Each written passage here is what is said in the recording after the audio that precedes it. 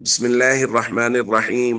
عن أبي رافع رضي الله تعالى عنه قال قال رسول الله صلى الله تعالى عليه وسلم: من غسل ميتا فكتم عليه غفر الله له 40 مرة.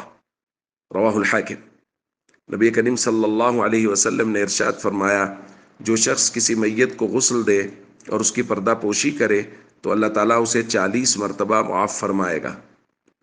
دوسری روایت میں فرمایا، من غسل میتا فسترہ، جس نے کسی میت کو غسل دیا اور اس کی پردہ پوشی کی، سترہ اللہ من الذنوب، تو اللہ تعالیٰ گناہوں سے اس کی پردہ پوشی فرمائے گا۔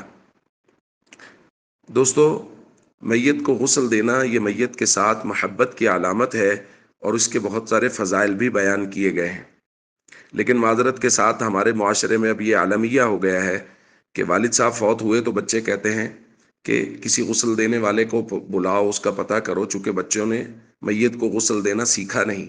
والدہ فوت ہوئیں تو بچیوں نے کہا کسی غسل دینے والی کو بلاؤ، چونکہ بچیوں نے بھی غسل دینے کا طریقہ سیکھا نہیں۔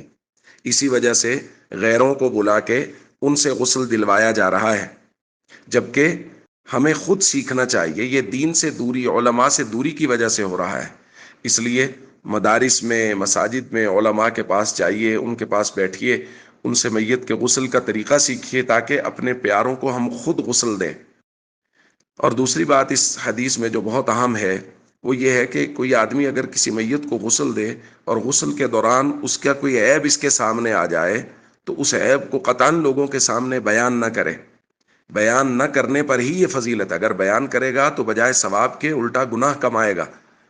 تو یہ ضروری ہے کہ میت کو غسل دیا، اگر خدا نخواستہ اس کا چہرہ کچھ بدلا ہوا ہے، جسم پر کچھ ایسے نشانات ہیں یا کوئی اور عیب سامنے آ گیا، تو اس کو قطعاً لوگوں کے سامنے بیان نہ کیا جائے۔ نہ زندہ کا عیب لوگوں کے سامنے بیان کرنا جائز ہے اور نہ میت کا عیب لوگوں کے سامنے بیان کرنا جائز ہے۔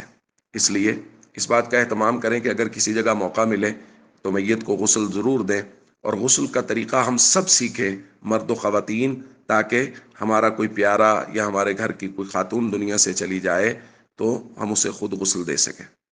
السلام علیکم ورحمۃ اللہ وبرکاتہ۔